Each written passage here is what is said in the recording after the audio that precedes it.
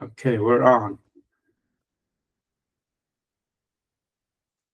Welcome back, and the next episode with Masechtas Chagigah. So we're up to page 5b, almost at the bottom of the page. Rav Idi Aviya de Rav Yaakov Bar Idi. This is a little funny here. It says Rav Idi, the father of Rav Yaakov Bar Idi, of Yaakov that was the son of Idi. So it's a little repetitive. Like, why is it saying that Idi, the father of the son of Rav Idi, the father of Yaakov, who was the son of Idi? So it's what I make out of this, that it sounds like calling Rav Yaakov Bar Idi was already like a last name. The son of Idi, Bar Idi, was already like a last name. So it didn't just identify him, but that he's the son of the father, but that became part of his name. That the Gemara says, the father of this Yaakov that was the son of this father. So the story goes like this. Have a rugel, have a uzul, telusa yarche ba'archa. He went for 3 months. He was on the way. V'chad yomer the bayrav, and one day he would be in yeshiva to learn, and then he would have to go back for 3 months to get back to the town where he lived. And he only had a half a year, because remember, here in Israel, it only rains in the winter.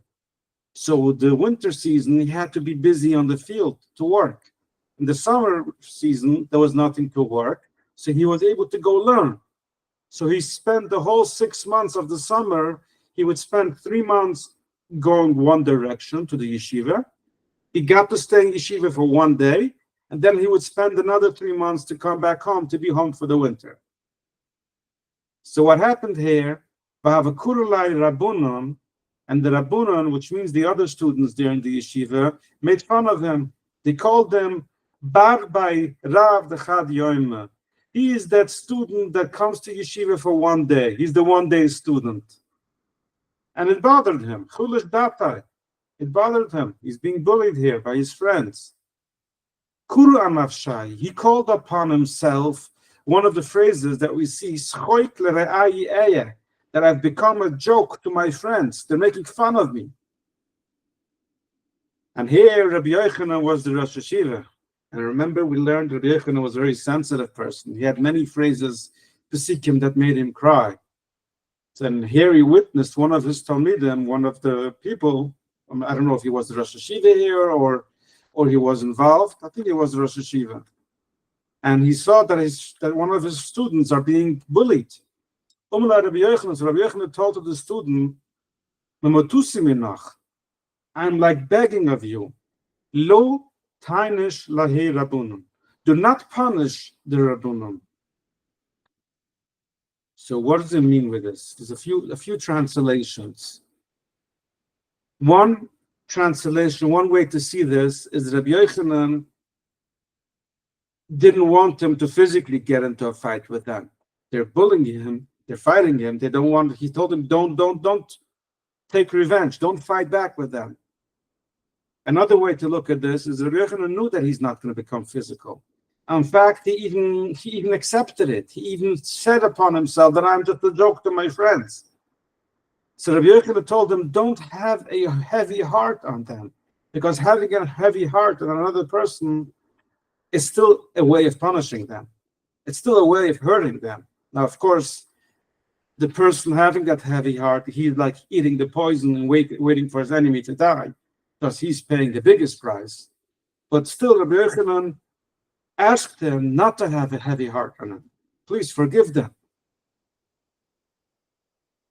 Within the same idea, we can maybe say even another way of saying this, that Rabbi Yochanan wanted to give him courage.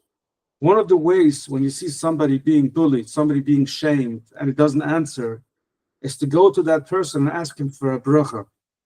You've been shamed right now. You haven't answered, so you're very powerful right now. You have a gift. You have now something. You can give a bracha to someone, a blessing that will come true.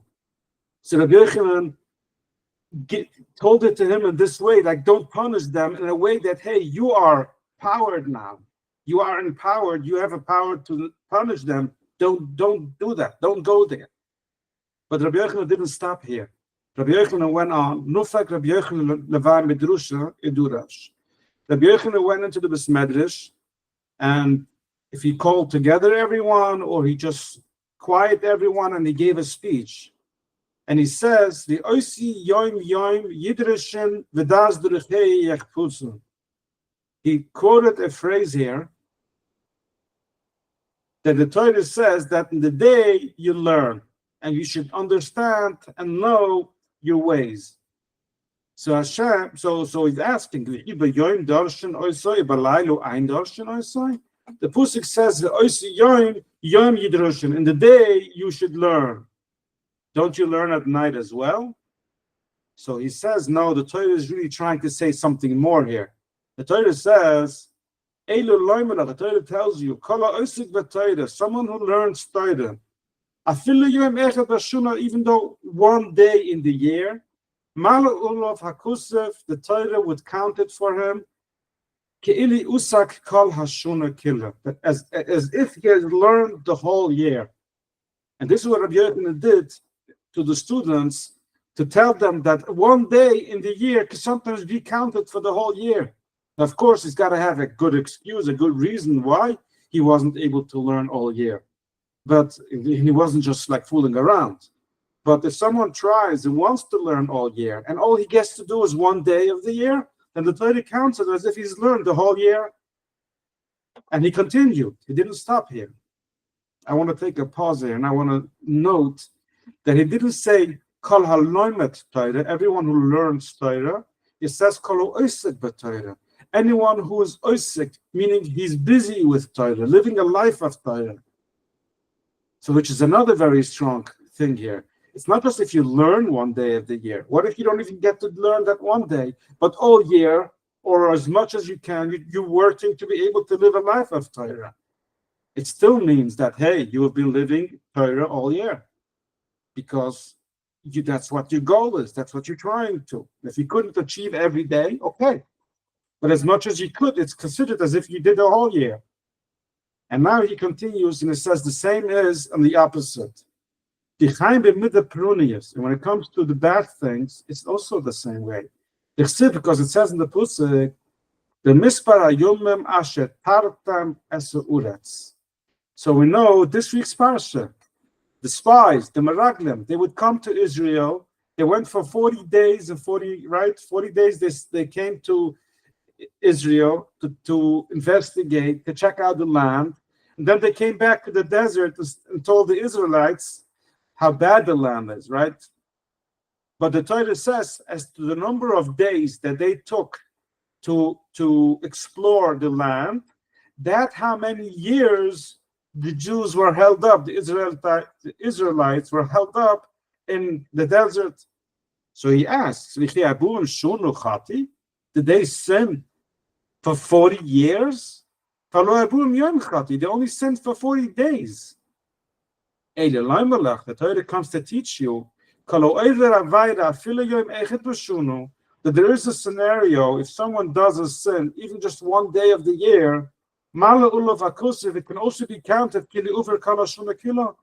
It can still be counted that if he has sinned the whole year. Now, of course, we need to understand the circumstances, just like when you want to do a good deed and you try to do the good deed all year, but you can't get to do it. The Torah counts it as if you did, because as much as you could, you did. The same is with the sin.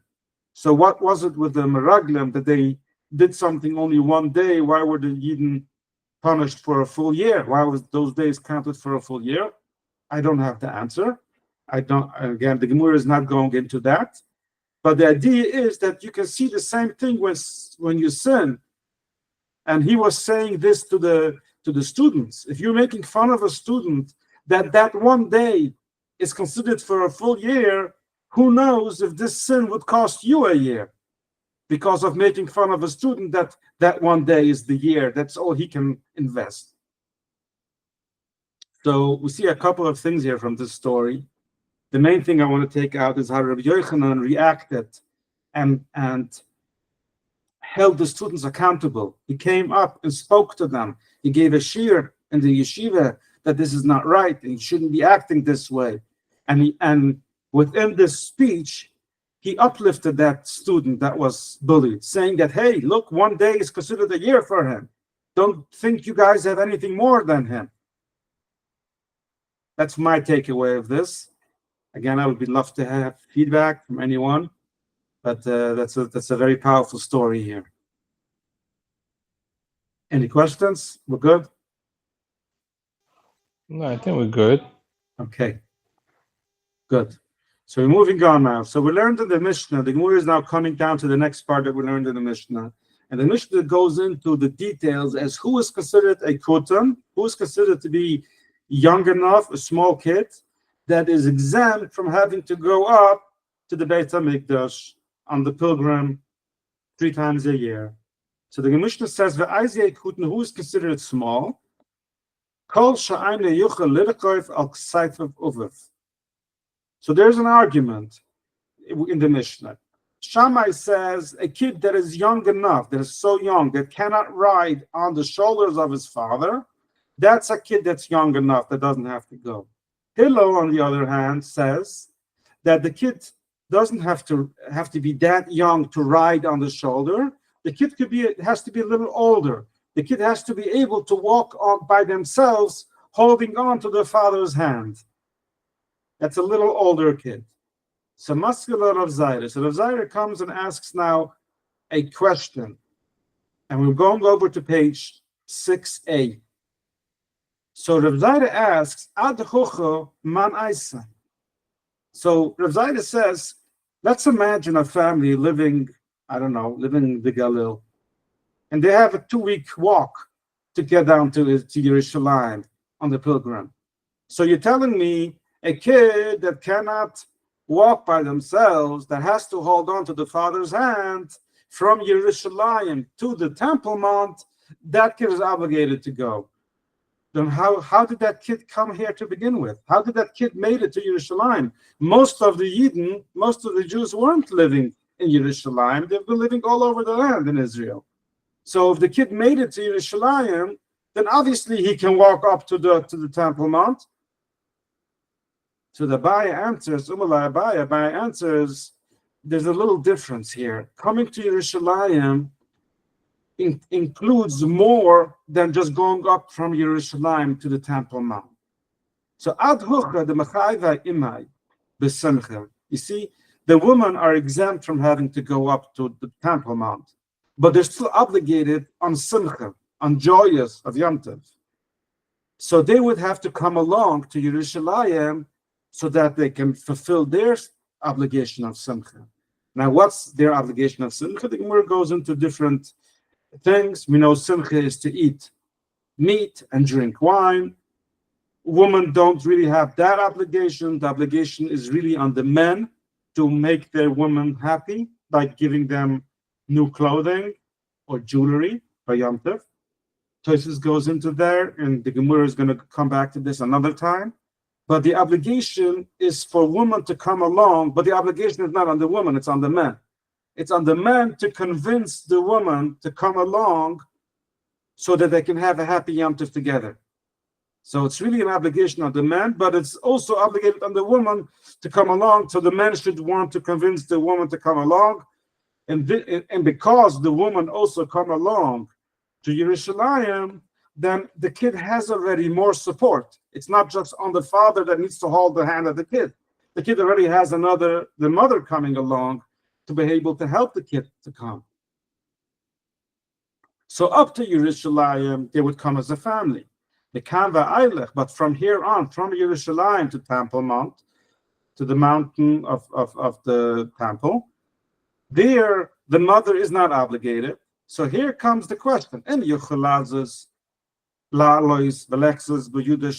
he can go up by holding on to the hand of his father, Yerushalayim, he's obligated.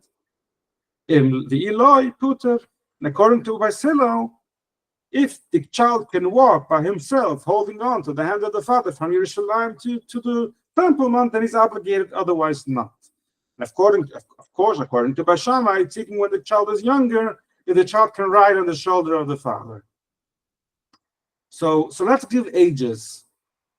as to how old the kid is at certain stages, so we can understand the Gemara going forward here. A kid that can walk from Yerushalayim to Temple Mount, holding on to the father's hand, is a kid that's about 2 years old. Okay, a kid that can ride on the shoulder of the father is, I would say, is a kid that's 1 year old. They can already ride. Now, a kid needs his mother, meaning a kid could nurse and need its mother, cannot separate from his mother, up to 2 years. Usually when we see in Tanakh, when a child is still connected to his mother, it's up to 2 years when the child is still nursing, cannot be separated from the mother because it still needs to eat. So here comes the Gemara, and Gemara asks now a question according to Beis Shammai, which says that the kid can be small enough that they can ride on the shoulder of the father, but that kid still needs its mother, cannot be separated from the mother, because 1 year old, they're still nursing. So it sounds like Beis Shammai is obligating a kid that's still nursing to be going up because they can ride on the shoulder. So Hashiv Rebbe Tachas Basil. Rebbe said something according to Basil, and a question on the Divrei Beis Shammai. It says the story of Hannah, the story of Shmuel when he was born. It's a very famous story. Hannah did not go up. Hannah was finally blessed with a kid, and the first year or two, she didn't go up together with her husband. And the time when they needed to go to Shiloh was a time before the Temple Mount. It was a time when there was a Mishkan. It wasn't the Beit HaMikdash, it was still a Mishkan, and it was in Shiloh. And they lived pretty close. They lived in the area of Ephraim, which is the Galil, the lower Galil. I think Tzfat is now in the area of Ephraim. And somewhere around here, this area was in Shiloh, it was the temple, was the Mishkan. And she didn't go. She told her husband, but Hannah didn't go, because she told to her husband, I'm only going to bring Shmuel once he's going to be Gumel. Gumel means he's going to be self-sustainable. He's not going to need his mother to nurse. So the Gemara asks, Shmuel, but Shmuel, the Yuchel, he was already old enough to be able to ride on his father's shoulder. As we said, from 1 year old, you can already ride. Of course, you can nurse up to 2 years, but by 1 year old, they can still ride. And Hakam Hannah says that she's not going up. Shmuel was obligated to go, according to Shammai. So the Gemara answers that you have to agree. So Aviyah answered here to this question, that even according to you, it's also not 100%. You'll have to agree on some part. Why? Tikshalach. It's going to be hard to understand. We learned before that there's an obligation for the woman, or at least an obligation for the man, to convince the woman to come to be a happy Yom Tov. So how did Hannah herself not come? Hannah said that she's not going to let Shmuel go because she still needs me, but why didn't she herself come along? So the Gemara says, obviously you have to give an answer why Hannah didn't come. Hannah saw that her baby Shmuel is a very sensitive kid. And a sensitive kid, she was afraid he's going to get sick on the road, on the travels, having to go from Shiloh to the Beis HaMikdash. And she was afraid that Shmuel would get sick. And as one of the things we learned, someone who's sick is exempt. And she saw that this is a very sensitive kid. So therefore, she sustained from going. And now this also answers back as to why didn't Shmuel go. The answer is both. The answer is Hannah didn't go because she saw Shmuel can't go. She has to stay because of Shmuel. And then, of course, Shmuel can't go. So now it's answered according to Shmuel, according to Beis Shammai and to Beis Hillel. Because if you're sick, you can't go up. Okay, so this is where the Gemara answers with this. And we're moving into the next area, which is also related to a kutan. Any questions? We're good. Quick question. Is this obligation still applies right now going to the shul? on Yom Tov or Shabbat even? No, it's not an obligation that requires nowadays, but let me qualify that. We learned, and I think we're going to learn this again. I think we learned it. Let me just quickly browse back. I have my Gemara here on the side. That there's an extra schar, which means there's an extra. No, we haven't learned it yet. There's an extra schar for the mothers that they would bring their kids to shul so that the kids should hear Torah. But it's not the obligation of chinuch that we had, that we have to bring the kids up to Yerushalayim in the Beis Hamikdash. It's certainly not at that level, and it certainly doesn't oblige to kids that are that young. Some would even argue if the kids bother the parents from davening, then it's better not to bring them. So that the parents shouldn't be bothered and they should be able to daven. But some say, no, it's good that the kids should at least be there and see it. And even though they don't follow along, they're busy with their snack or whatever, it's still training them. It's getting them into the connection of it. So there's Right. many different opinions on that. What about the woman? The woman itself. Are they woman- obligated? Are they obligated to be there? On Shabbos and Yom Tov and Shul? No. Yeah. No, they don't have an obligation to be there, but there are certain things which is, for example, on Rosh Hashanah, the woman would also want to hear the shofar blowing. So that's another reason to be there. But to actually be there in Shul at the time when they read the Torah or just because it's Yom Tov, no, they don't have obligation for that. Understood. Thank you. The only obligation is there's Simchas Yom Tov. The Simchas Yom Tov which goes on nowadays, and that's everyone to their level, whatever they can do to get their family happy. And of course, the men are happy by wine and meat. Okay. Which always works. Which always works, right? Okay. So Reb Shimon. Reb Shimon asks, and here I think we're going to finish with this. This is the last little piece. I'm going to finish up to here.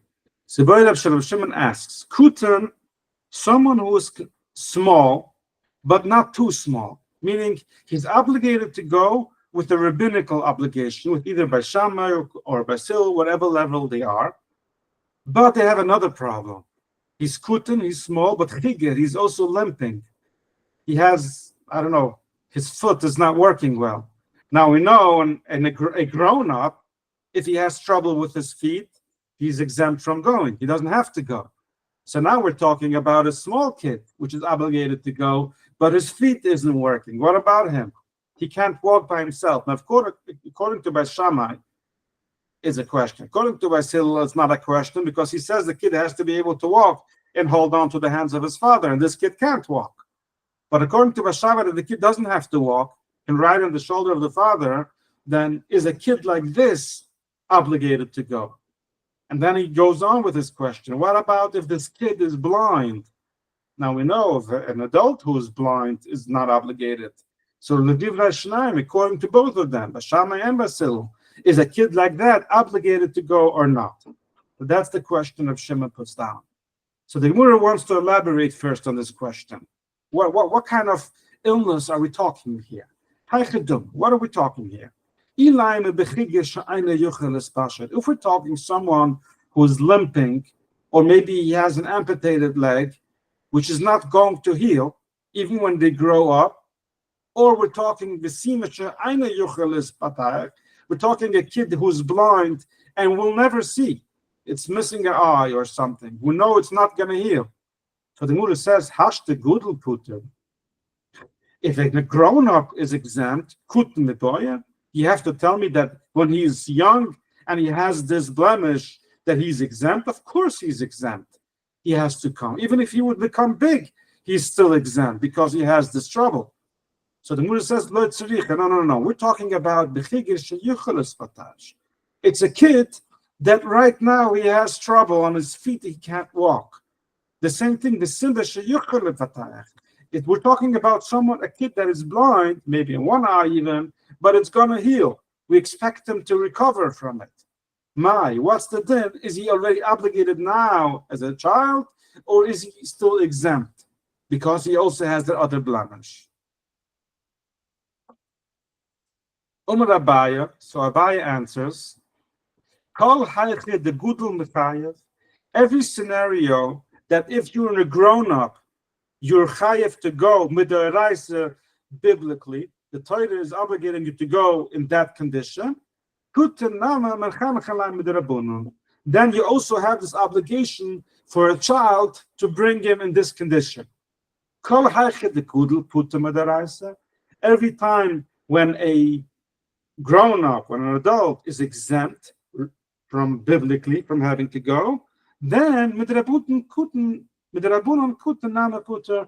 the Rabbunan also exempt that child, because what he's saying is when the Rabbunan put the obligation to train your kid, they didn't make it more stringent than the Araisa, than biblical.